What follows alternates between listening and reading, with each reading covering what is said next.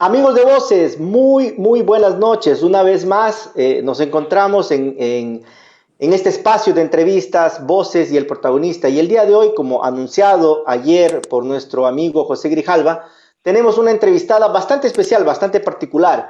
Es una doctora, politóloga, profesora de la Universidad Autónoma de México.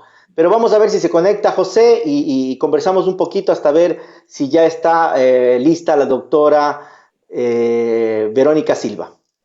Sí, buenas noches, Leonel. Estamos ya listos, estamos para iniciar esta entrevista a este personaje muy importante, una compatriota ecuatoriana, la doctora Verónica Silva, en cual tendremos que conocer este personaje y más que todo que ella nos indique quién es Verónica Silva como persona, después cómo se formó, la profesional y en sí tantas cosas del pervenir de su vida, tanto en lo personal como en lo político. Bien, esperemos que ya creo que está conectada la doctora Perfecto, vamos y a ver si se conecta. Yo los dejo, te dejo a ti José con la doctora Silva y luego pues ya regreso como es habitual. Te dejo a ti José, perfecto. ojalá que ya se conecte la doctora Silva. Amigos, síganos.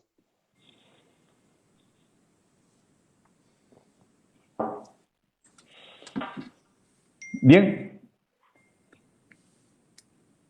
sí, doctora Silva, buenas noches aquí, buenas tardes allá en Ecuador, a nuestros amigos de Buenas Voces, noches, como José. Buenas noches a los amigos de Voces. Muchas bien, gracias por la invitación. gracias a usted y aprovechamos antemano darle el saludo a nuestros seguidores de Voces que están ya nuevamente siguiéndonos con nuestra nueva versión de Voces y llevándole novedades y muy interesantes como es la entrevista a usted.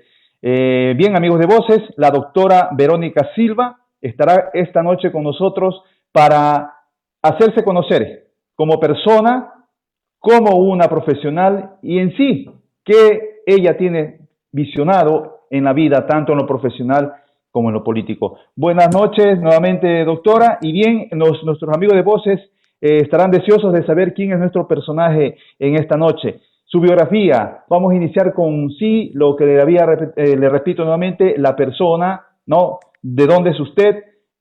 ¿Dónde nació? ¿Cómo se formó? Sus recuerdos de estudiantiles y a su vez cómo se fue usted encaminando y a su vez con sus bases de estudiantiles proyectándose a profesional. Por Bueno, favor. muchísimas gracias. Primero la oportunidad de poder darles a conocer las iniciativas que tenemos. Primero nosotros como un grupo de migrantes, de ciudadanos que preocupados por nuestro país y con el amor profundo que tenemos a las ecuatorianas y a los ecuatorianos, pues queremos dar algunas propuestas, algunas ideas claves de nuestra experiencia, tanto en el exterior como aquí en el Ecuador. Y bueno, tratando de hablar un poquito de mí, de quién es Verónica Silva, pues bueno, soy una mujer, tengo 36 años, próximamente cumpliré 37 años y una aficionada primero de este maravilloso país que es el Ecuador. Y principalmente quizás por ello siempre me encaminé por temas sociales, estuve muy vinculada desde muy joven con la participación principalmente social. Fueron años posteriores que me vinculé a movimientos políticos, ¿sí? Desde muy joven, pues preocupada por el tema de la desigualdad. Tuve la oportunidad de estar en un colegio en el cual podíamos hacer mucho acercamiento con grupos indígenas, grupos campesinos, y es así que surge mi motivación por el estudio de la sociología, posteriormente la ciencia política. Y claro, como hemos conversado con muchos de nuestros compañeros migrantes, muchos compañeros universitarios, la importancia que es conocer el país, saber la historia del lugar de donde uno proviene. Y claro, cuando vives en una burbuja, ¿no es cierto? Muchas veces la universidad puede permitirte y puede ampliar esos horizontes que tenemos como ciudadanos. Y bueno, sí, a mí la universidad realmente me permitió no solamente conocer el país, sino tratar de entender que a partir de ese conocimiento pues podemos también dar respuestas claras y pues nuevos visos de solución a la realidad que tenemos. Es así que estudié yo sociología, después tuve la oportunidad de estudiar ciencia política cuando ya viajé a México, más o menos por el año 2000. Y bueno, ya cuando uno entra a una universidad tan grande y tan importante como fue mi experiencia en la UNAM, pues pude comparar, ¿no? Cuál es la importancia de que un Estado pues realmente te brinde una infraestructura con una universidad donde por un lado pues te brinda todo el espacio académico, pero por otro lado también las oportunidades en las que un profesional que se forme en esa universidad pues también puede tener opciones para seguir preparándose, para seguir educándose. Es así que la misma universidad pues me abrió la oportunidad de hacer una maestría en la que pude hacer vamos a decir, convenios no universitarios. Pude viajar a California. En mi maestría estuve en la Universidad de California. Posteriormente hice un PhD en ciencias políticas. También me dieron la oportunidad de viajar a Michigan. Y bueno, pues pude comparar tanto el sistema ecuatoriano, del cual yo venía, el sistema mexicano y después el sistema norteamericano de universidad. Es un poquito resumiendo mi experiencia como estudiante universitaria. Quizás esa experiencia me abrió las puertas para poder ser profesora de la misma universidad y bueno, así fue incursionando en la vida académica, ahora que he decidido regresar al país y poder también darme la apertura, ¿no? En mi país, pues ahora también estoy dando clases en la Universidad Internacional que me ha dado la oportunidad. Ustedes saben que cuando uno regresa al país no es muy fácil la inserción laboral y pues tenemos que estar atentos y abiertos a ver cuáles son las posibilidades que tenemos. En este periodo más o menos han sido 15 años los que he vivido fuera de mi país. He tratado de regresar en muchas ocasiones. Como les digo, el tema laboral no siempre es el más fácil para las personas que decidimos en algún momento salir, pero han sido experiencias muy, muy interesantes, ¿no? En algún momento pude colaborar con el gobierno, en otros momentos con el municipio, y bueno, ahora insertándome en el área académica nuevamente, y con el enorme cariño y las enormes ganas de servir a mi país. Bien, la experiencia que usted ha tenido, como le decía, estudiantil, tanto en Ecuador, donde terminó su secundaria, y de la misma manera en México, para llegar a su nivel universitario y en lo profesional. ¿Cuál es la diferencia que usted ha encontrado? Y además de esto, ¿qué cree usted de los gobiernos? ¿Qué opinión tiene sobre los gobiernos de turno de nuestro país? Si han trabajado positivamente por la educación, si es verdad que se ha reformado, si es verdad que al pasar del tiempo, con tanta tecnología y con tantos cambios, nuestra educación, la educación de nuestro país, en verdad da garantías como para uno forjarse y prepararse como profesional. Bueno, es una pregunta que tiene varias aristas en su respuesta. Porque cuando uno habla de la educación, hablamos de tres fases de la educación, ¿no es cierto? Cuando uno habla de la educación universitaria, que sin duda es el pilar fundamental que nos va a permitir pues entrar a un mundo laboral, ¿no? Sin la universidad en este momento, pues prácticamente los jóvenes estaríamos negados de conseguir un trabajo, pues vamos a decir, más o menos digno. Pero cuando hablamos de la universidad es un área, pero para llegar a la universidad usted tuvo que pasar por el colegio y también pasar por la escuela. O sea, estamos hablando de todo un sistema donde a veces uno le pone mucha atención a la universidad y hoy mismo, ¿no? Con el tema de tienes que dar el examen de las pruebas y el ser bachiller, pero no ponemos mucha atención en cuáles son las bases que nosotros tenemos o que deberíamos tener para poder acceder al sistema universitario. Y creo que cuando hablamos del Ecuador y la política educativa que ha tenido nuestro país, pues sí nos deja mucho que desear. Es un sistema que no de ahora, pues quizás cuando uno empieza a estudiar el sistema ecuatoriano, principalmente el sistema educativo, pues han sido políticas muy mediocres y políticas que no han sido planteadas a largo plazo, ¿no? Lamentablemente son políticas que podrían empezar con un gobierno e inmediatamente terminan y empiezan con el otro gobierno, ¿no? Si uno más o menos entiende cómo han funcionado políticas educativas de gobiernos o de estados, ¿no? Desarrollados a los que uno podría esperar llegar en algún momento, pues son políticas que van y que son sólidamente establecidas de hace 100, 60 o 50 años, ¿no? Y que si bien se van transformando en función de las necesidades de esas nuevas generaciones, no son políticas que cambian de la noche a la mañana. Y creo que para empezar a darle solución a la realidad del Ecuador es precisamente ver esas bases que tenemos, ¿no? Más allá de la infraestructura bonita que debemos tener, que no está mal tener buenos colegios infraestructuralmente hablando, lo que necesitamos es ver también la calidad de nuestros profesores, las mallas curriculares que estamos dando a nuestros alumnos. Realmente esas materias que vemos, por ejemplo, en la educación fiscal en este momento, están llenando las bases, ¿sí? Están llenando esos vacíos que nosotros como pues los millennials, los centennials de este mundo lo requerimos, ¿sí? Entonces, cuando uno empieza a ver el pensum, dice, bueno, ¿qué hace este tipo de asignatura cuando pues realmente el tema de la tecnología es lo que los alumnos deberían estar, pues no solamente con el acceso que ellos tienen a través de sus celulares, sino cómo desde la escuela podemos encaminar ese acceso a la tecnología que hoy en día, más allá de la escuela, más allá de la misma familia, los chicos ya lo tienen, las chicas ya lo tienen.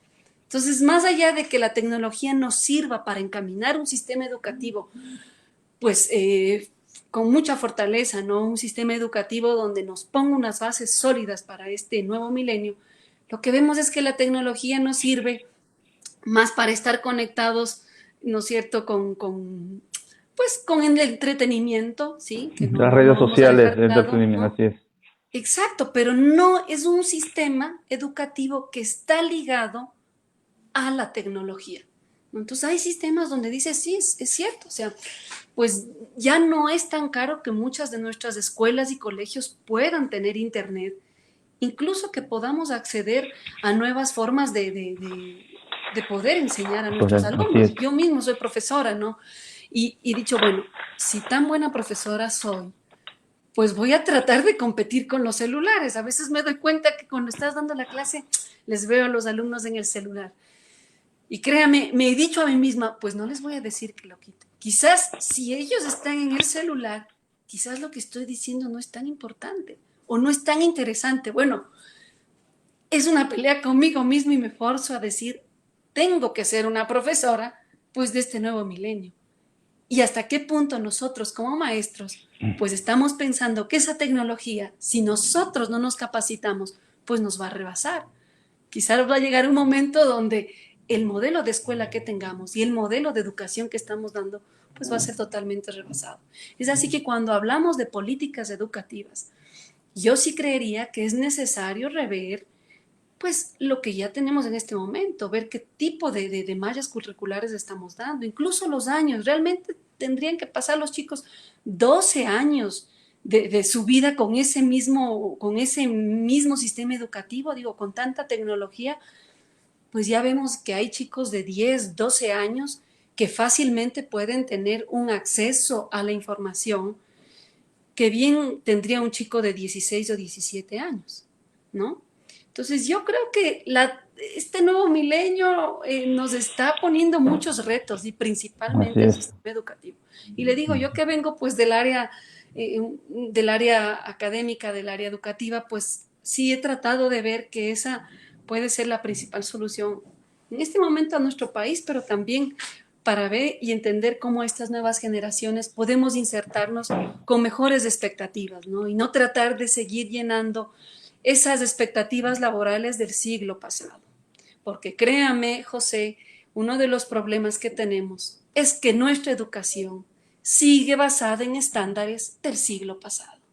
Nuestra educación no está con miras a este nuevo milenio, ¿sí? Yo mismo puedo ser considerada una millennial, soy una millennial. Yo mismo soy de esta generación, vamos a decir, de trance, ¿no? Me acuerdo perfectamente del pizarrón de tiza. Y bueno, ahora pues voy y tenemos pizarrones totalmente ya computarizados. Pero yo mismo puedo entender esa diferencia y ver que yo, si no logro pues sobrepasar esa valla, pues me quedo fuera, ¿no? Me quedo fuera Así es. de la Así es. jugada, De podríamos la decir. jugada. Bueno, quizás ese pequeño, vamos a hablar más quizás del tema Sí, educativo. sí, sí. Sí, Eso, bien, según su criterio, me viene a pensar de que obligadamente, necesariamente, la política educativa en Ecuador tiene que reformarse. O sea, no hay sin otro duda. camino que tiene que reformarse, entonces, para ver qué resultados positivos da, más que todo, viendo tantos esquemas educativos, tantas políticas educativas de otros países, de otros continentes que podrían ser aplicadas, porque ahora basta con un clip del computador y uno ya se relaciona con el mundo social, educativo, deportivo. Entonces, pienso que debe Totalmente. hacer una Incluso, mire, reforma el de la mismo política. sistema de evaluación de nuestros alumnos, ¿no? Estaba yo analizando todo el tema de las pruebas ser bachiller. Y cuando te pones a pensar y dices, bueno, no me cabe duda que es necesario que seamos evaluados, ¿sí? Para poder acceder o ascender en los niveles educativos. Es necesario. Pero ¿hasta qué punto esa prueba ser bachiller en sus contenidos realmente está acorde a esta nueva generación de profesionales que el país necesita? ¿Sí? Cuando estamos hablando de profesionales de la salud o de profesionales, no sé, de las diversas ingenierías que tenemos. O sea, ¿hasta qué punto incluso el mismo sistema de evaluación va acorde con lo que el país en este momento necesita? ¿No? Entonces, cuando no está bien planteada la problemática, lo que tenemos son miles de estudiantes que no pueden acceder a las universidades, ¿sí? Y que realmente pues salen frustrados de un proceso del cual nunca se sintieron parte, ¿no? Entonces, ¿cómo vienes estudiando 12 años de tu vida y de pronto te toman un examen del cual muchos de esos contenidos ni siquiera los viste? Así es. Entonces, y quizás no esté mal el examen, eso le digo, quizás tengamos que volver a ver ese sistema de evaluación, pero entonces algo está pasando en las escuelas y en los colegios de nuestro país, ¿sí? Y no es posible que por ese problema estructural en este momento sean muchas generaciones de jóvenes que no puedan acceder a una educación superior. Y eso, créame, es lamentable porque es privarle del derecho, del único derecho que tenemos los jóvenes para poder tener una mejor calidad de vida, que es la educación, que quizás mucha gente como yo, pues somos producto de esa oportunidad que alguien nos la brindó. Bien, doctora, gracias por en sí su criterio y tan determinantes y transparentes, porque en sí es lo importante en el ser humano y más que todo en las nuevas generaciones hablamos de que hay un decir que la juventud es el futuro de la patria, pero la patria, ¿cómo prepara a la juventud para tener un Exactamente. mejor futuro? Entonces, bien, doctora, terminamos esta primera parte. Amigos de Voces, síganos, dentro de breves minutos regresamos. Vamos con nuestros auspiciadores.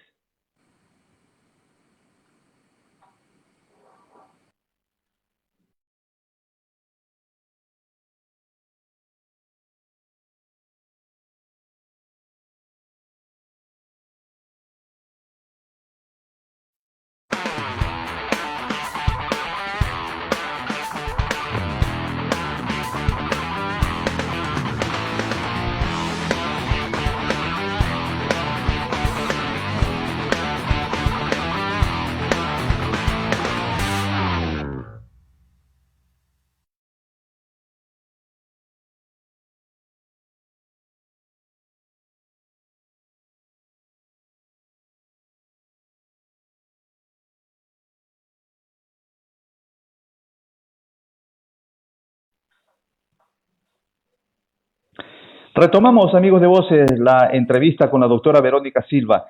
Y bien, doctora, para continuar con la segunda parte, hablemos de política.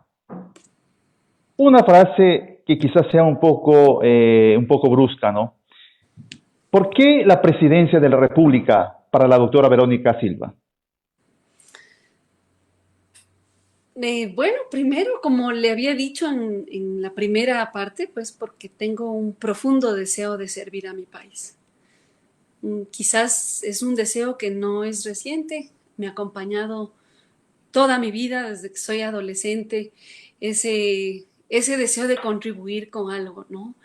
Y cuando uno viene de un país donde sabes que hay muchos vacíos, donde hay mucho todavía por caminar, cuando tuviste la oportunidad de prepararte, cuando tuviste la oportunidad de comparar un antes y un después, una realidad la que yo viví, con otras realidades que siento que son posibles para mi país, pues esa necesidad imperiosa del compromiso con el país surge, ¿no?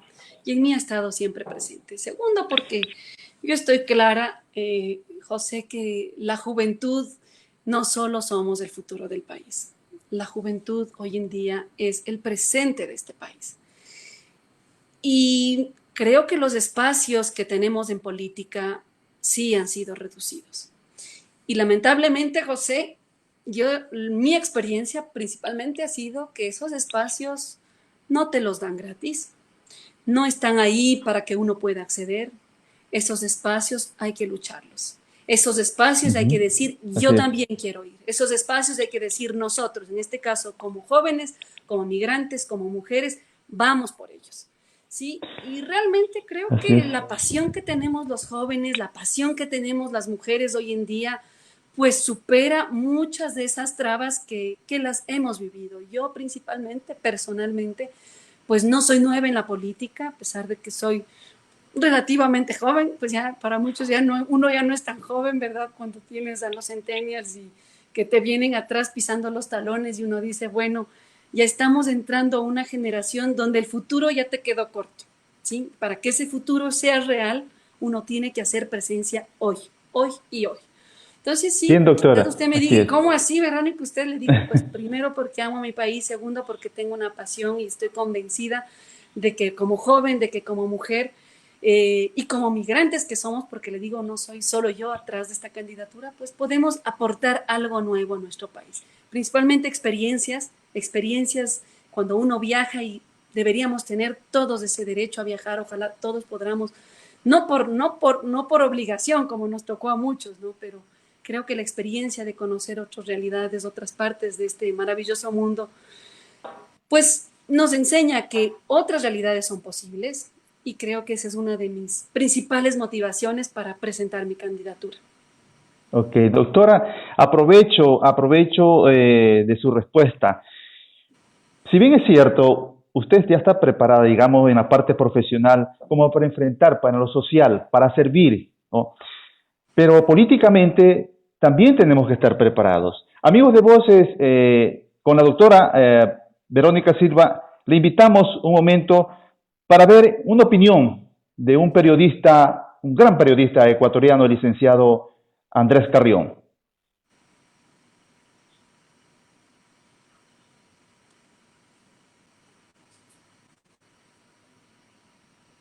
Del destino de un pueblo o de un estado se expresan en el trabajo diario, en el esfuerzo de cada uno de nosotros.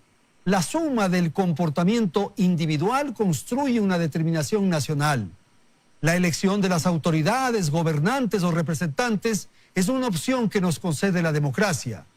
El próximo año iremos a las urnas y con nuestro voto marcaremos el sendero de los próximos años del Ecuador.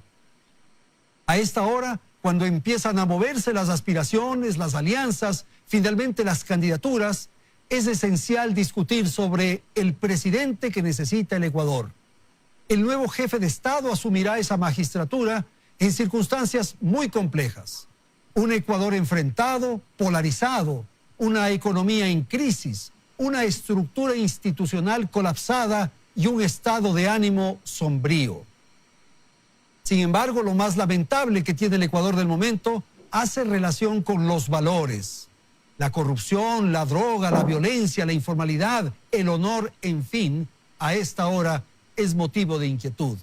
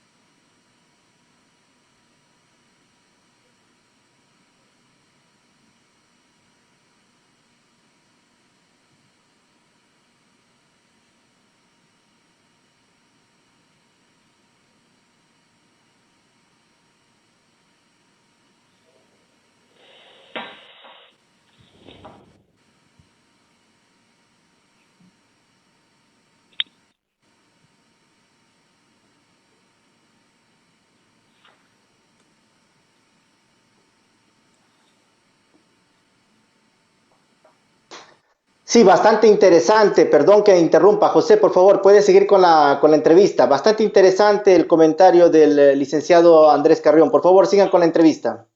Ok, gracias, Leonel.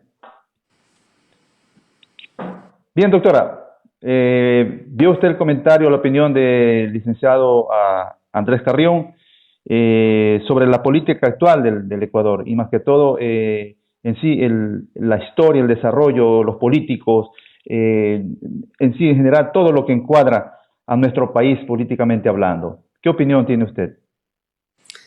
Sin duda, estamos viviendo un momento convulso de la política ecuatoriana, ¿no? Salimos de 10 años de un periodo donde pues teníamos un solo partido político, ¿no? Que más o menos pues articulaba la agenda nacional.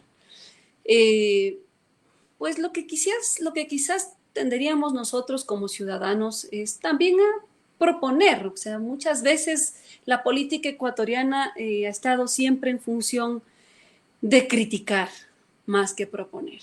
Es el mismo tema de la educación, como le decía, ¿no? Bueno, veamos cuáles han sido los aspectos positivos que en este momento ya tenemos como ecuatorianos, ¿no? O sea, no es que todo está mal y que el que venga, sea de la línea que sea, pues va a venir con la solución y con pues la poción mágica para la crisis económica y política que vive nuestro país.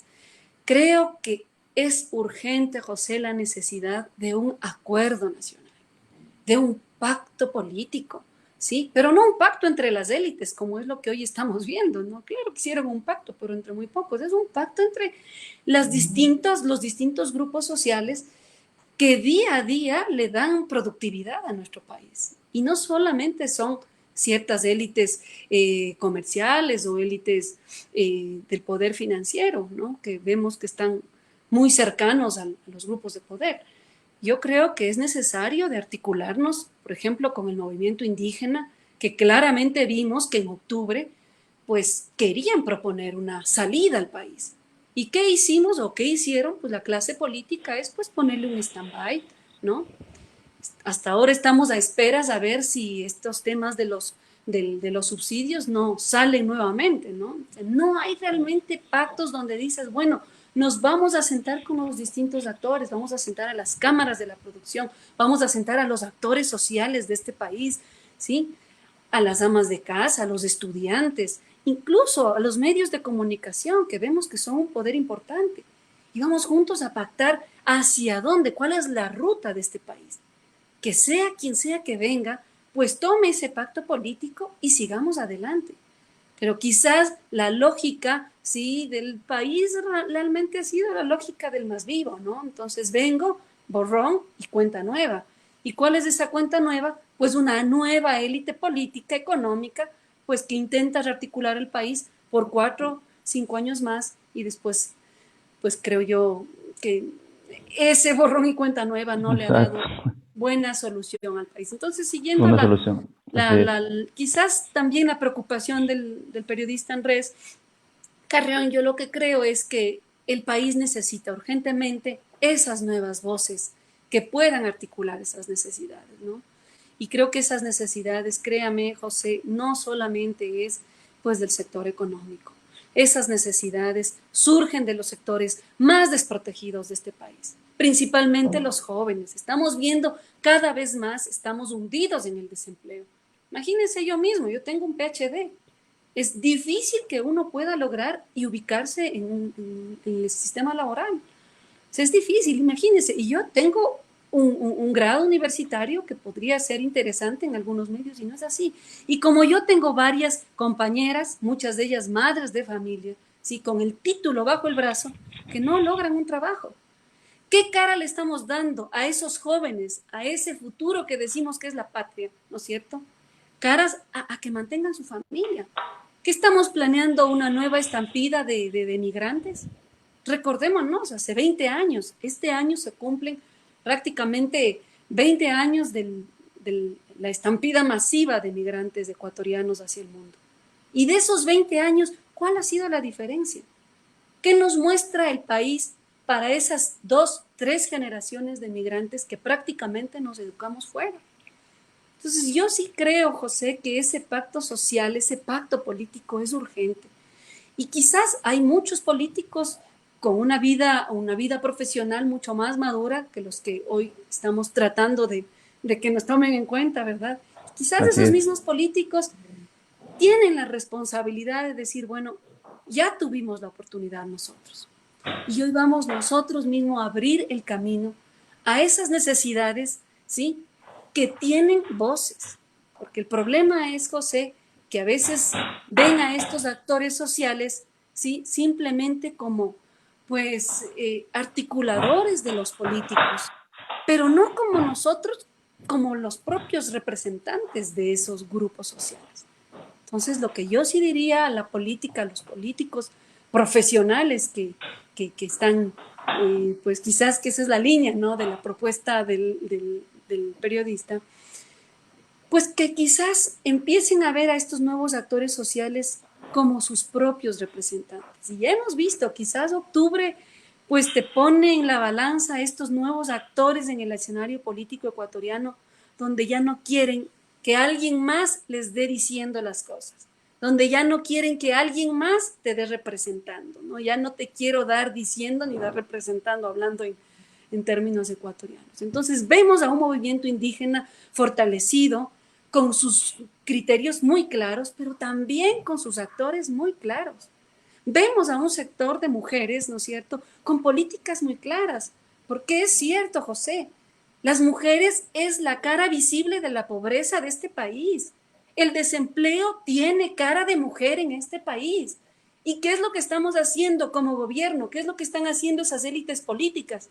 Pues prácticamente las mujeres, pues no hay opción. A veces no tenemos ni opción al crédito. Ni opción al crédito. Y mujeres con 2, 3 hijos.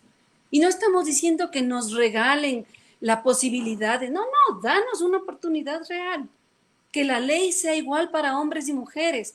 Y que no cuando vayamos a ver las estadísticas, veamos que por 4 hombres que tienen acceso al trabajo, solamente 2 mujeres.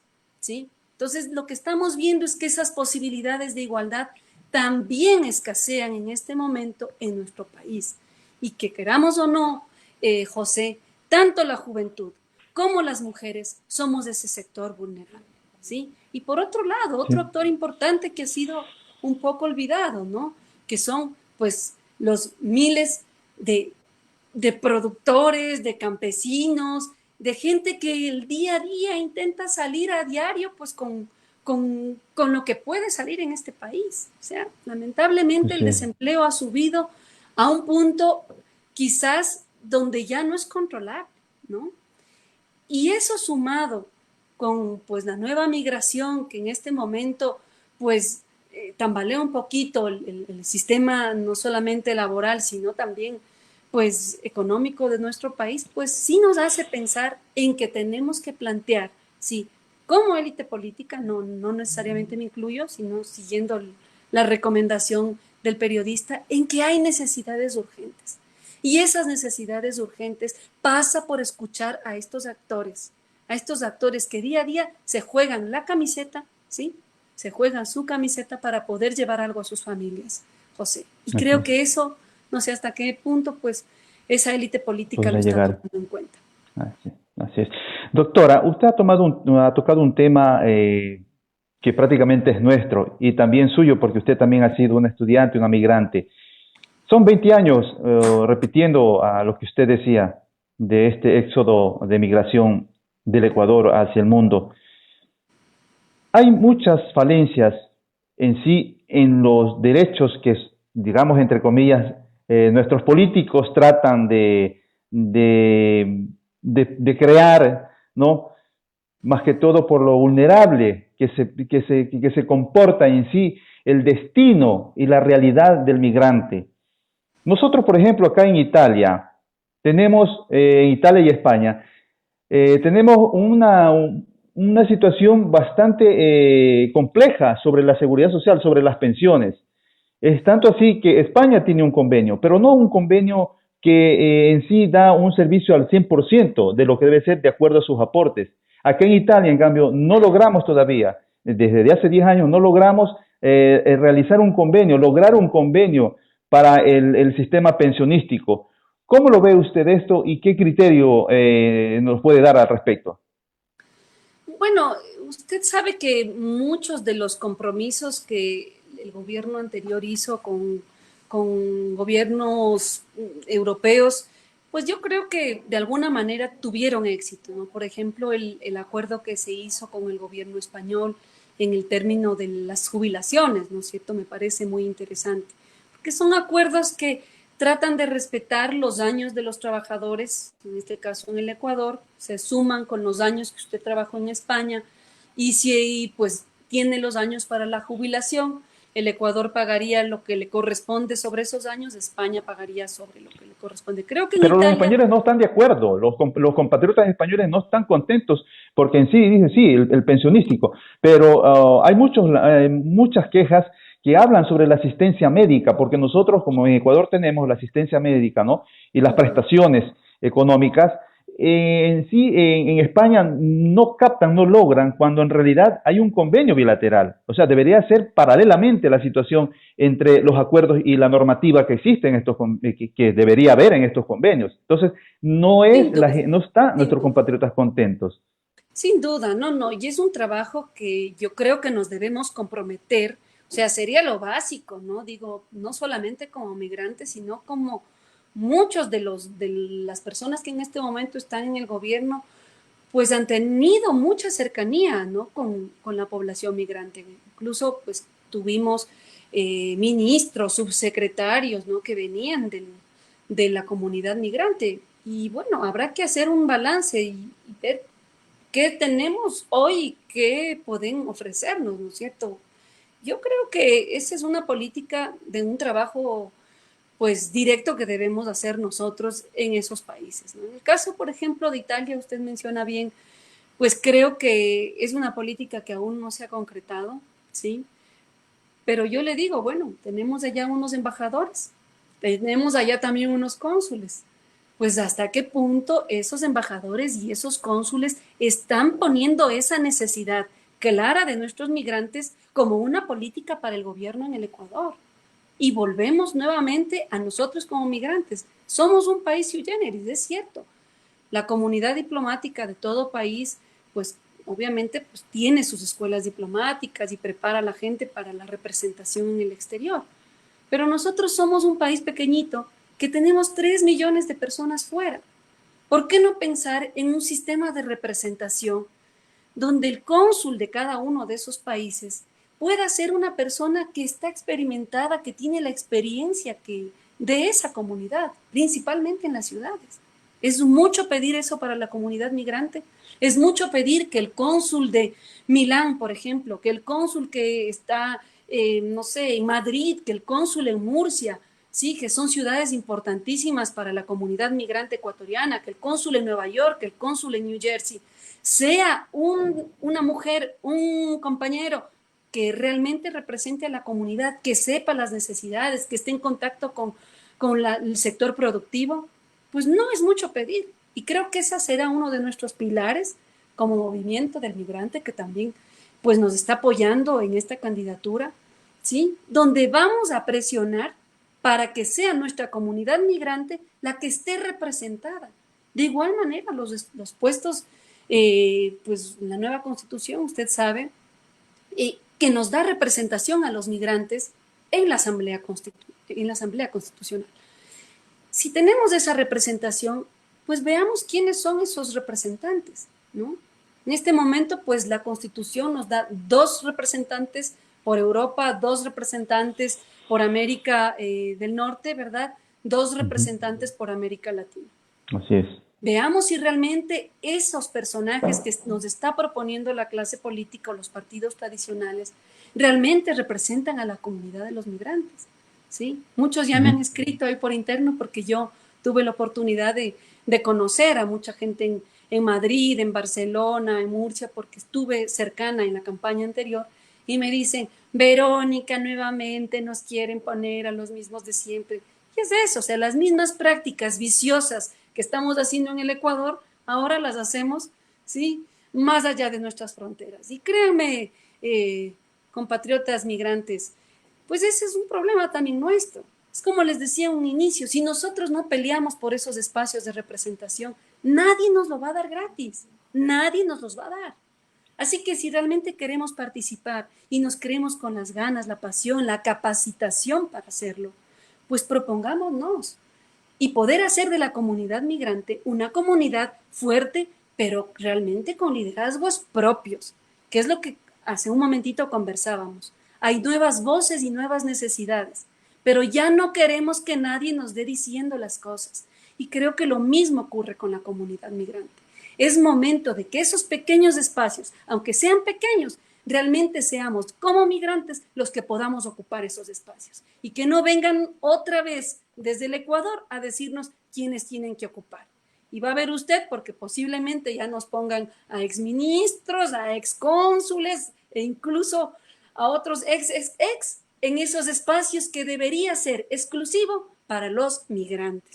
Así que ahí le doy un tip, tanto a usted, José, como a nuestra comunidad que nos esté escuchando, para que veamos que esos espacios, ¿no es cierto? Tanto en el tema que usted decía, bueno, pues veamos qué políticas públicas reales el Ecuador está peleando por nosotros. Créanme, compañeros, no va a pelear nadie por nosotros, si no las peleamos nosotros, ¿sí? Entonces, no es que el gobierno, en este gobierno o el que venga, ¿qué estamos haciendo nosotros por nuestra comunidad migrante?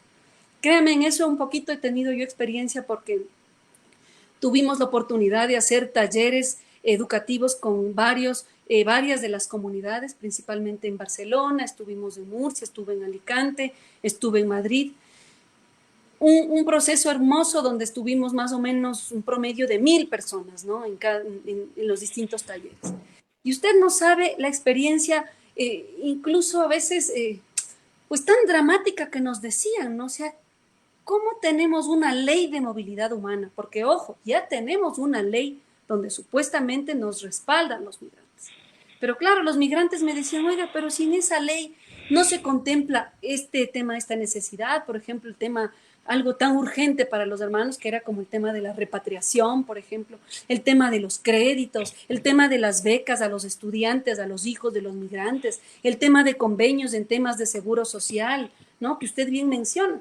¿Cuál es la función de esa ley? Si esa ley la hicieron sin nosotros, nos decía. Así es. Perfectamente, les decía, compañeros. Si usted cree que esta ley está hecha sin nosotros, pues es momento de proponer. Y lo hicimos. Hicimos unas propuestas interesantes. Lamentablemente, pues con el cambio de gobierno no pudimos concluir bien ese proceso, pero no es tarde, José. No es tarde. Aprovechemos que estamos en un nuevo momento electoral. Y creo yo que más allá de ser una propuesta ciudadana, podemos ser una propuesta pues con los distintos actores, una propuesta con ideas claras y una propuesta también pues con la emoción, ¿sí? Que a veces esa necesidad nos motiva a decir, aquí estamos. Entonces yo creo que por ahí va, José, quizás no tengamos en este momento las soluciones en el tema del IES, usted dice es urgente, porque no estamos en el gobierno. Pero créame que en el momento en que estemos, vamos a caminar y vamos a hacer un gobierno juntos, un gobierno de ciudadanos.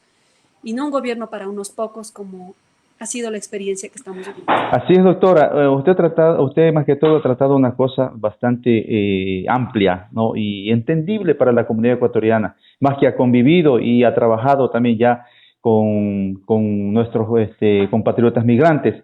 A lo que usted se refería del Seguro Social, usted ha dicho cuando se cambie de gobierno. La cónsul del Ecuador, del Consulado General aquí en Milán, ha hecho ya un estudio con el embajador en Roma, ¿no? Del Ecuador. Y si bien es cierto, esto ya está adelantado, este estudio, con bases legales. Esperemos entonces que el cambio de gobierno lo mantenga. Es que eso es interesante, eso es lo importante, que mantenga el gobierno este proyecto. Si no, de lo contrario, seguirán existiendo cónsules, embajadores con muy buenas ideas, con muy buenas intenciones para la comunidad, pero si verdaderamente el gobierno no atiende a esto, ¿cómo se podría salir adelante con estos requerimientos y con la vulnerabilidad que existe? Lo más vulnerable que existe en el migrante es esto, son las necesidades, las urgencias, porque tenemos que pensar a un futuro donde nosotros ya tomemos una decisión de cogernos a una pensión. Otra cosa, doctora, usted ha trabajado con los migrantes, usted se ha relacionado bastante con los migrantes.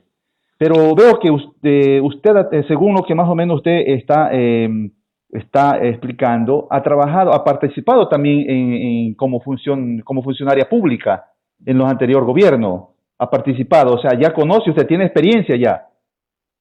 Sí, sin duda, como le digo, mi interés siempre por regresar al país, por servir a mi país, me ha hecho vincularme en distintas opciones, ¿no? Principalmente dentro del área más técnica. Como usted sabe, como le comenté, yo he sido prácticamente mi vida profesional, la he dedicado a la academia, pero pude participar en el gobierno de Rafael Correa, me invitaron por muy pocos meses, estuve vinculada al trabajo con la migración a través de la Cancillería y pude conocer realmente pues muchas de las ventajas que podemos tener como Ecuador hacia el mundo, pero también muchas de las pequeñas deficiencias que están ahí y que a veces es más voluntad política lo que uno requiere para que las cosas fluyan. Por ejemplo, en temas de algo tan básico como los créditos, ¿no? Me acuerdo muy bien que pude visitar a un emprendedor que me decía, Verónica, yo llegué a este país con una mano adelante y una mano atrás. Incluso me tocó, como me contaba, ¿no? El cruce del desierto, pasó por México. Bueno, en este momento es uno de los personajes más importantes del mundo emprendedor en New Jersey. Tiene uno de los mejores restaurantes que en este momento ha ganado ya muchísimos premios. Es un líder de la comunidad ecuatoriana y de la comunidad latina en Estados Unidos. Y cuando uno ve estos casos de inserción exitosa, podríamos decir, en el mundo económico de estos países a los que nos tocó llegar, pues dices, bueno, ¿cuál fue la diferencia? ¿Cuál fue la diferencia con este personaje y con estos otros personajes que realmente no tuvieron ninguna oportunidad? Y bueno, no vamos a negar que es el tesón que tenemos los ecuatorianos y ecuatorianas cuando nos proponemos hacer algo, ¿verdad? Pero por otro lado, la posibilidad que tenemos de acceder a algún crédito que nos permite tener ese primer empujoncito, ¿sí? Entonces uno dice, bueno, hay otras comunidades de migrantes alrededor del mundo que tienen muchísimo éxito. Veamos, por ejemplo, la comunidad china, ¿no? Estuve Exacto. viendo cómo funcionan los chinos y cómo funcionan los comercios de los chinos, por ejemplo, en un país como España, donde pude pasar más tiempo de esta vida profesional cercana a los migrantes. Y es interesantísimo, José, porque usted tiene en cada barrio pequeñito, el más pequeñito o el más grande en Madrid o en cualquier ciudad española, unos pequeñas como tienditas o como centros comerciales que ellos mismos les llaman los chinos, ¿no? Es tan famoso ya Así es, el tema de que esos así pequeños es. comercios están en manos de la comunidad china, que incluso toman el nombre del chino, ¿no? O sea, vamos al chino es como decir vamos a la tienda. Entonces yo dije, bueno, ¿por qué hay cada una de estas tienditas, una, dos, tres, ¿no es cierto?, en los barrios y no están en manos de españoles, ni están en manos de otros tipos de migración, como sería la ecuatoriana, como sería la migración marroquí, ¿no? O otro Así es, tipo de migraciones así es. de países africanos. Porque China tiene una política de apoyo a su migración. Entonces te da un pequeño recurso, ¿sí? Donde tú con ese pequeño recurso puedes instalarte una pequeña tiendita, un pequeño servicio de teléfonos. No estoy diciendo que esa realmente sea la solución, pero es quizás el Así es, empujo doctora. necesario que tenemos como población migrante. Y es Así es. verdad, es como el amigo lojano que en este momento tiene su restaurante de éxito en New Jersey que me decía, Verónica, una mano adelante y una mano atrás. Y quizás con un montón de deudas en el país, como miles Y de logró familias triunfar ecuatorianas. prácticamente. Exacto, Así es. entonces yo creo que más allá de hablar Bien. bonito y decir lo vamos a hacer es pensemos en las políticas reales y en las necesidades reales que como comunidad migrante tenemos. Y el tema de los Sí. emprendedores, créame que ha sido una satisfacción muy grande que yo me he llevado tanto en Estados Unidos como en Europa, ver cómo esos ecuatorianos dejaron atrás ese discurso de soy la víctima de, ¿no? Y empezaron a decir, pues yo puedo hacerlo. Y quizás es con el mismo Así es. criterio que nosotros queremos venir al Ecuador y decir, Ecuador, no somos la víctima de nadie más. Si tuvimos malos políticos, si hubo malas políticas económicas, pues es hora de levantar nuestra cara poner nuestra experiencia a caminar y decir, el Ecuador es el Ecuador que queremos para todos. Así como lo hicimos allá, lo podemos también hacer acá. Bien, doctora, gracias. Para entrar ya al final de la entrevista, usted en una entrevista que tuvo con el licenciado Emilio Espinosa dijo algo que quienes hemos emigrado, que prácticamente regresamos a nuestro país para decir algo y proponer algo. Para concluir ya casi con esta entrevista, ¿qué nos dice usted y qué nos propone hablando de la precandidata a la presidencia por parte del Partido Milenios y del Partido Movimiento Migrante, doctora? Sí, eso es cierto. Queremos decir algo, José, y a todos nuestros amigos y amigas de Voces. Estamos seguras de que si no nos posicionamos nosotros en la primera línea de batalla, pues no vamos a ser escuchados. Y creemos que nuestra experiencia como migrantes, nuestra experiencia a partir de las distintas necesidades que tuvimos, nos permite articular un sinnúmero de propuestas para nuestro país que estamos seguros y estamos seguras pues, que va a dar un buen resultado. Y creo que la primera bandera que a lo largo de estos años que he podido yo también tener poquita experiencia, pero experiencia al fin, es la bandera de la educación. Tanto en México como en Estados Unidos, como en Europa, uno se da cuenta que solo cuando tenemos la oportunidad de educarnos, la realidad de nuestras familias cambió. La realidad de esa ama de casa que logró hacer el curso tal, pues pudo conseguir un mejor trabajo. La realidad de esa persona que quizás desde Ecuador salió incluso sin escuela o sin colegio y la posibilidad que tuvo de estudiar, pues le permitió acceder a nuevas posibilidades, incluso de movilidad social.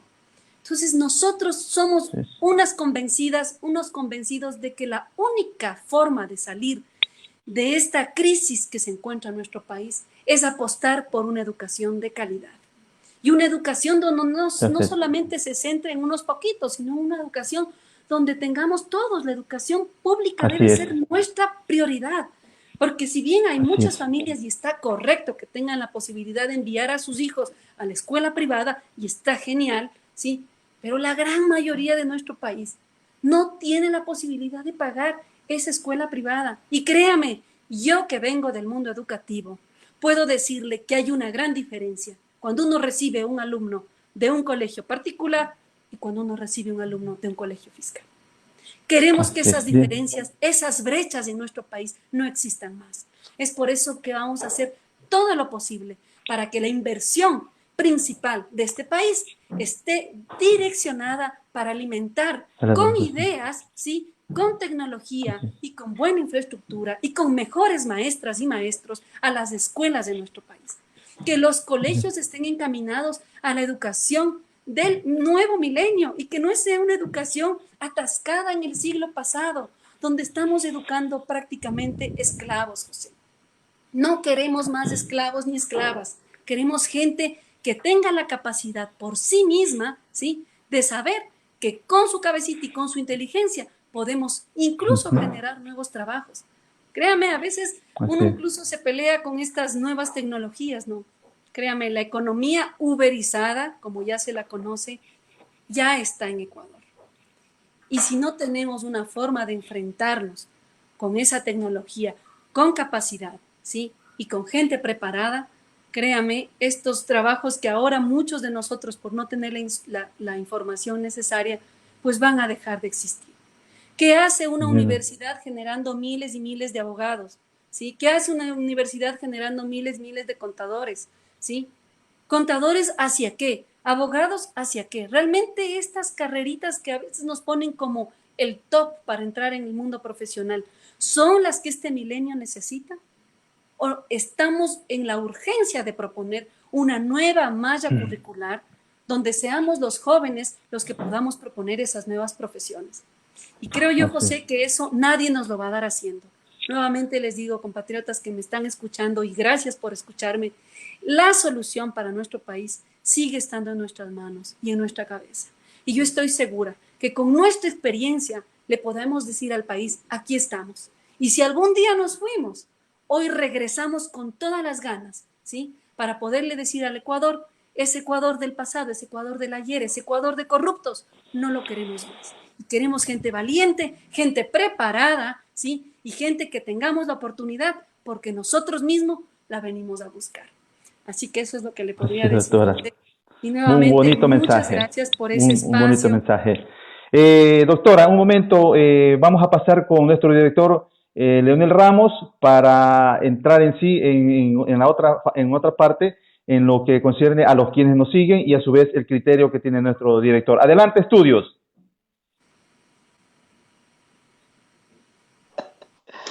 Buenas noches, muy buenas noches. Antes que nada, mil disculpas a nuestros seguidores por una pequeña falla técnica que tuvimos cuando pusimos el comentario del licenciado Andrés Carrión. Y bastante interesante todos los criterios vertidos por usted, doctora Silva. Solamente yo quería acentuar dos. El primero, usted becada como ha sido en México, y permítame 5 minutos más, sé que nos estamos alargando un poquito. No, yo tengo el tiempo. No se Muchísimas gracias, muchísimas gracias. Yachay, usted que es una doctora politóloga, profesora de la Universidad Autónoma de México, ¿qué comentario le versa sobre Yachay? ¿Qué piensa usted de Yachay? Fue una idea magnífica, onerosa diría yo. Lastimosamente no tuvo un fin propicio. Por favor. Mire, yo como le comentaba, la propuesta educativa tiene que ser una propuesta integral. No tuve la oportunidad de conocer a fondo el proyecto de Yachay, pero cuando uno analiza la esencia y el interés que tuvo Yachay hacia el Ecuador, sin duda que es una idea magnífica. Magnífica, porque es tratar de generar nuevas tecnologías dentro de nuestro mismo país. O sea, eso es genial. O sea, por ejemplo, yo en mi tesis doctoral pude hacer una comparación entre las ciudades económicas más importantes de la región y estudié Guayaquil, estudié Medellín en Colombia y estudié Santa Cruz de la Sierra en Bolivia. Y la gran diferencia que yo encontré en mi tesis al estudiar estas tres élites comerciales, económicas de la región, vi que la apuesta que tenía la élite de Medellín para su ciudad fue y es el centro del desarrollo que ha tenido Medellín. Todo mundo sabe lo que era Medellín de los años 90 con Pablo Escobar. O sea, Medellín realmente quedó destrozada. ¿Y cuál fue la apuesta que hicieron los empresarios? Incluso no estábamos hablando del Estado, porque en Colombia la presencia estatal a nivel regional no es mucha. Pero los empresarios dijeron, tenemos que hacer de Medellín la capital de la educación de este país. Y claro que invirtieron, ellos tienen una especie de universidad tecnológica, ¿sí? Donde todos los cerebros de su ciudad, incluso fuera de Medellín, también de Colombia y del mundo, ellos les invitan. Este proyecto se llama Ruta N, ¿sí? Y créame que es una especie de Yachay. Claro, Yachay es más pensado como una universidad donde te genera nuevas carreras rumbo a la tecnología. Como idea no está mal. Créame, José, y créame, Leonel, es la única salida que tenemos. Si uno ve Estados Unidos y ves precisamente pues los nichos tecnológicos que encontramos en las grandes ciudades o en ciudades importantes de Estados Unidos, la prioridad es esa, poder generar nueva investigación y nueva educación en temas de ciencia y tecnología. Esa era la apuesta de Yachay. Ahora lo que yo sí haría es ver si esa propuesta está acorde a las necesidades del país y acorde a las necesidades de la región. Porque acordémonos que estamos en un mundo globalizado. Y cuando uno está en un mundo globalizado, quizás tiene que ver qué es lo que yo como Ecuador puedo proveer al mundo. Nosotros somos un país de materias primas, pero lamentablemente son materias primas que las mandamos y volvemos a comprarlas ya producidas. ¿Por qué no tener un Yachay donde empieza a pensar en nuestras propias materias primas? Quizás yo no esté en la capacidad de hacer un celular o una computadora o una nave espacial, pero sí estoy en la capacidad de ver cómo generar del cacao, del banano y de muchas otras materias primas, incluso del mismo petróleo, derivados que puedan venderse a la región, que puedan venderse al mundo, con un potencial que realmente no lo vamos a encontrar fuera, ¿verdad? No lo vamos a encontrar solamente para comprarlo. Entonces yo creo que como idea Yachay no estuvo mal, pero creo que no obedece necesariamente a las necesidades que como país tenemos. Tenemos, por ejemplo, el ayahuasca.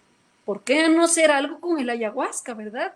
Y ahí hay propiedades importantísimas para la medicina. Tenemos plantas medicinales en nuestra Amazonía únicas en el mundo. Tenemos la quinoa, tenemos granos que no hay en ninguna parte del mundo. ¿Por qué no producir, no es cierto, que ya los producimos, pero no, ¿por qué no producir con un valor agregado, ¿sí? Que no tengo la necesidad de comprarlo de fuera, incluso que podemos ser a partir de esas materias primas maravillosas que nos han dado, que nos ha dado la madre naturaleza en nuestro país, poder generar un nuevo mercado hacia el mundo. Entonces yo creo que como idea, Leonel, no estuvo mal, pero creo que esa ciencia y tecnología no tiene que estar conectada en el aire. Tiene que estar conectado con lo que ya es del Ecuador. Conectémoslo con nuestros productos, con nuestras materias primas y con miras hacia nuevos mercados, que creo que el Ecuador está en el lugar, porque imagínense, estamos en la mitad del mundo, en el lugar preciso y con la mejor gente. Gente preparada, educada y con un corazón increíble como somos las ecuatorianas y los ecuatorianos. Muchísimas gracias, en verdad una cátedra nos ha dado en este momento sobre Yachay, le agradecemos, doctora. O sea que prácticamente para entender un poco, la idea fue muy buena. Usted tal vez, con las personas que usted llegue, si llegase a la presidencia de la República, mantendría tal vez algo similar sobre la educación. Algo bastante breve, Sí, por favor. realmente, mire, yo soy de las personas que considera que no todo está bien y todo está mal. Uno no puede satanizar algo porque, bueno, pues este personaje yo no lo considero, o esta persona no la considero, pues, o no me cae bien, o no me gusta su política. Bueno, todo lo que esta persona haga, pues todo está mal. Creo que eso no solamente pues cae en lo ridículo, sino en lo inmaduro, ¿sí? Porque lo que hemos comprobado, ¿sí? Como seres humanos, ya deje usted como ecuatorianos o como latinoamericanos, lo que hemos comprobado como seres humanos es que a través de los errores también se aprende. Por Dios, o sea, la ciencia no ha avanzado solamente con aciertos, la ciencia ha avanzado con muchos errores que hemos tenido, pero esos errores no es cuestión de borrar y hacer o inventar algo nuevo. Sí, y yo creo que el gobierno anterior tuvo muchísimos aciertos, Leonel, tuvo muchísimos aciertos y sería un error como país y como ciudadanos. Y yo le digo, como alguien que ha estado interesado en el mundo de la academia, negar esos aciertos, porque sería volver a querer negar una etapa que ha vivido el Ecuador, Mejor, donde sí. queramos o no se vivió importantes transformaciones. Así que si hubo errores, y que yo considero que hubo también muchos errores, créame que no los vamos a volver a cometer. Y en el tema educativo, eso no lo vamos a dejar pasar porque, como lo repetimos, es la base para el crecimiento de un país.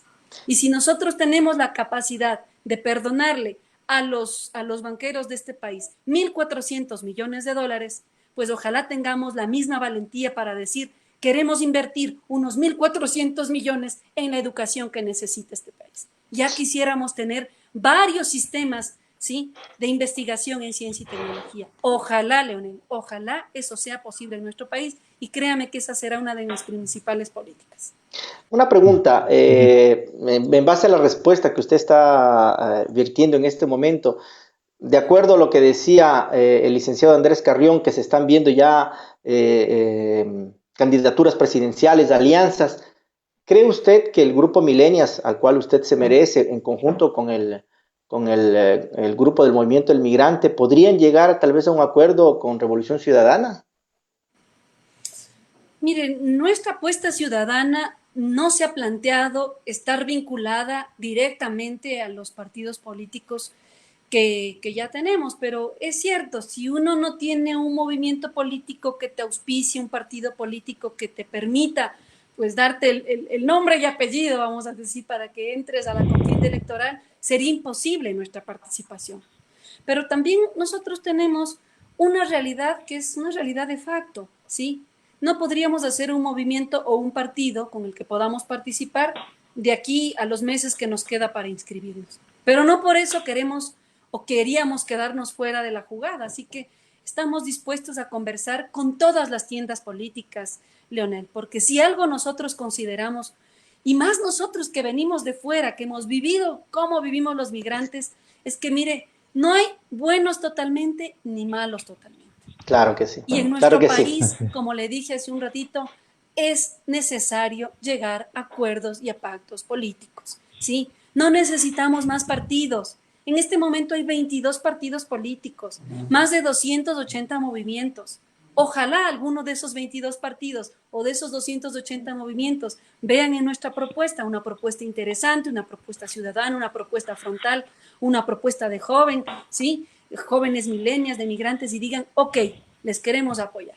Así que sí, claro no vamos a hacer ningún partido, estamos abiertos a conversar con todos y creo que son, más allá de las personas, creo yo que es cuestión de asumir también ideas claras, Leonel, y para allá vamos. Sí. Así que estamos abiertos. Si alguien quisiera conversar con nosotros, claro que nos vamos a sentar, ¿sí? Y pues qué mejor, así que pues abiertos. Me alegro bastante. Me alegro bastante, doctora Silva. Solamente quiero, para culminar y dejarle la palabra a José, algo bastante importante que usted dijo en esta segunda parte sobre el dar la oportunidad a los migrantes, a 3 millones de migrantes que estamos afuera, de poder estar en las dignidades, en los consulados, embajadas, en las oficinas comerciales, ¿por qué no? Cuando hay un desgaste por parte del Estado ecuatoriano, monetariamente hablando, porque obviamente les pagan todo. Cuando habemos personas que viven en el extranjero y que pueden ocupar esas dignidades y tal vez las pueden hacer de una manera mucho más onerosa, visto que conocen el medio. Pero solamente quiero dejarlo acentuado esta opinión bastante interesante que usted le ha dicho, y quiero pasar a los saludos de rigor a todas las personas que nos siguen: Alexandra Montaño, Dalton Panchana, Andrés Moreno, Luis Felipe Tillería, Rosy Herrera y muchas otras personas más que nos siguen. Por cierto, también un saludo bastante ameno, bastante solidario a nuestro amigo Andrés Moreno, que ha escrito algunas preguntas que creo que ya se han encargado de responderle. Solamente aclararle al señor Moreno, Andrés Moreno, que así como pensamos que tenemos el derecho de ocupar dignidades acá en Europa, creo que también todo el mundo tiene el derecho de aspirar a una presidencia de la República. Simplemente eso, dejarles con eso, y ya para ir combinando, por favor, pido mil disculpas a nuestros seguidores por el conveniente inicial, y ya para ir cerrando, porque en verdad nos hemos alargado. Muchísimas gracias nuevamente, doctora Silva. Gracias. Y yo será para una segunda. Un minutito nada más, agradecerle mucho a nuestros amigos y decir que nuestra comunidad migrante no es una comunidad chiquita. Realmente somos 3 millones de personas que estamos en Europa, que estamos en Estados Unidos, que estamos en América Latina, y que tenemos unas ganas impresionantes de ver a un Ecuador mejor, ¿sí? Lo hicimos alguna vez, si salimos hace algunos años, fue por querer un futuro mejor para nuestras familias, para nuestros hijos. Como le dije, ya somos 3 generaciones, si las contamos bien, y muchas de esas generaciones que no volvieron, que se quedaron allá. Estoy seguro que aunque no estamos aquí, no están los ecuatorianos, esos ecuatorianas que se fueron aquí, estoy segura que donde sea que estemos, ¿sí? En México, en Colombia, en Venezuela, en muchos pues en Europa, en Estados Unidos, pues sabemos que esos ecuatorianos con todas las ganas quisieran regresar a su país. Pero si no tenemos las garantías para ofrecerles algo, pues tampoco van a regresar. Así que esa construcción de ese nuevo Ecuador tiene que ser con las manos de nuestros hermanos y nuestras hermanas migrantes. De eso no tengo ninguna duda. Claro que sí. José, a ti la palabra, ya para ir culminando. Gracias a nuestro director Leonel Ramos. Doctora, agradecerle. Y bien, esta conversación, esta entrevista, este conversatorio, porque además que una entrevista ha sido un conversatorio, ver el personaje nuestro de Voces en esta noche. Creo que vamos a tener que hacer otro programa con usted, porque claro que sí, es un personaje muy importante. Del momento de discernir, lo habla con tanta claridad que lo habla del sentimiento, lo habla del corazón, y de una mujer que se está preparando, está encaminada ya, pero se está preparando. Como bien la propuesta está presentada, precandidata a la presidencia de la República del Ecuador, bien nuestros amigos de Voces, entonces han conocido a este personaje, investíguenlo, síganos, que de pronto tendremos una segunda oportunidad para estar con la doctora Verónica Silva. Bien, doctora, le agradecemos este tiempo que nos ha permitido de hacerle conocer a nuestra comunidad ecuatoriana en Italia, en España y en el mundo. Entonces, un abrazo a la distancia. Gracias, doctora. Un abrazo, de verdad. Así, y entonces será para una próxima oportunidad, doctora. Gracias. Muchísimas gracias. Bien, amigos de Voces, gracias a usted. Bien, amigos de Voces, esta ha sido la entrevista con la doctora Verónica Silva y tendremos, quizá nuestro editor tendrá que ya agendarlo esto para una segunda oportunidad que será interesante. Sin nada más, por el momento, nos despedimos con la dirección de Leonel Ramos y la asistencia técnica de Jimena Durán. Se despide su amigo José Grijalva. Voces, la voz de quienes no tienen voz. Gracias y a la próxima.